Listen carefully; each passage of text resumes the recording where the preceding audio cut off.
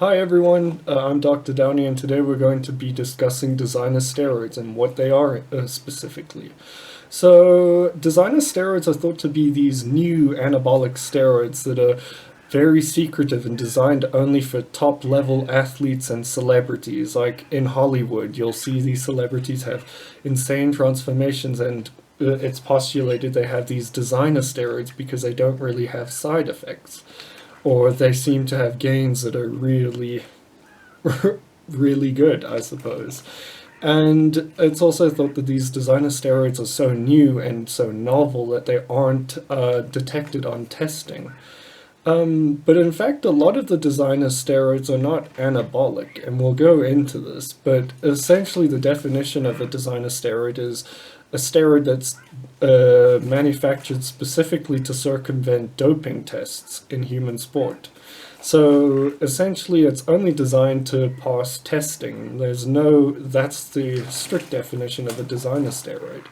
So we'll go over a few examples just out of interest. And just out of interest, we'll go over a few examples.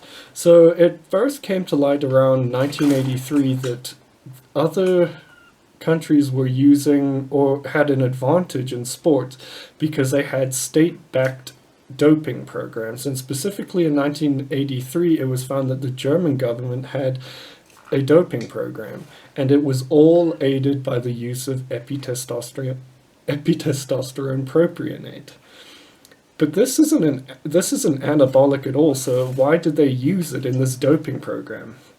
Well, to test to see if testosterone is, if someone is using exogenous testosterone, you usually look at a urine sample and you get the urine testosterone to epitestosterone ratio. And if you're using exogenous testosterone, so testosterone not created by the body, you will not produce as much epitestosterone, so the ratio will skew towards having more testosterone, a lot more than testosterone than epitestosterone.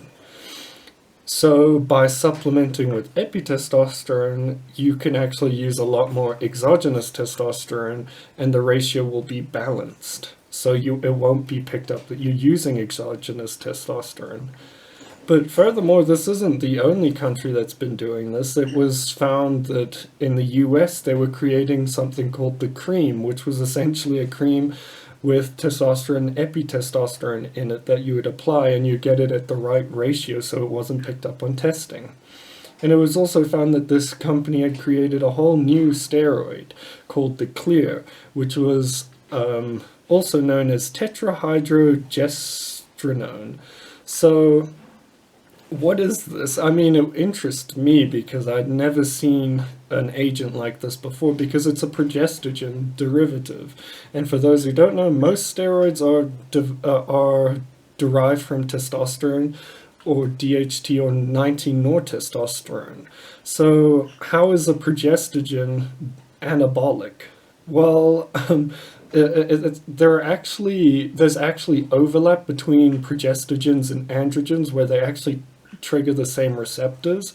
And this is seen commonly in nandrolone. And for those who know about nandrolone or DECA, not only is it androgenic, but it has this progestogen activity. And in fact, to create progestogens that are used in the contraceptive pill, they just slightly altered nandrolone and it created a progestogen. So this novel steroid was done in the reverse. It was a progestogen that had a bit of androgenic activity, and they changed it slightly so that it had more androgenic activity, and it was actually found to be very potent. So essentially, it wouldn't be picked up as a testosterone derivative or androgen. It would be picked up as a progestogen, which isn't tested.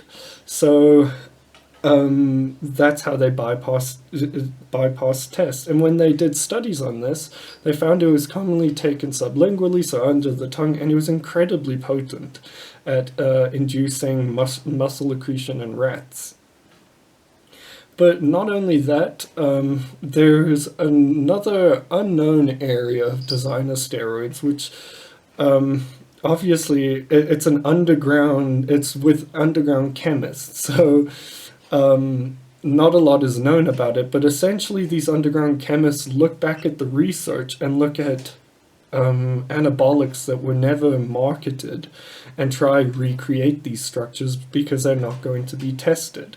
So WADA is trying to develop this whole new testing system using mass spectrometry to just pick up any slight evidence of androgenic activity in a compound. But as you see, there are multiple ways in which these designer steroids have been designed to pass these tests. So I hope you found that interesting and that you learned something about designer steroids and that it was able to teach you what they are exactly. And if you enjoyed it, let me know, leave a like and comment below, and I'll see you in the next video.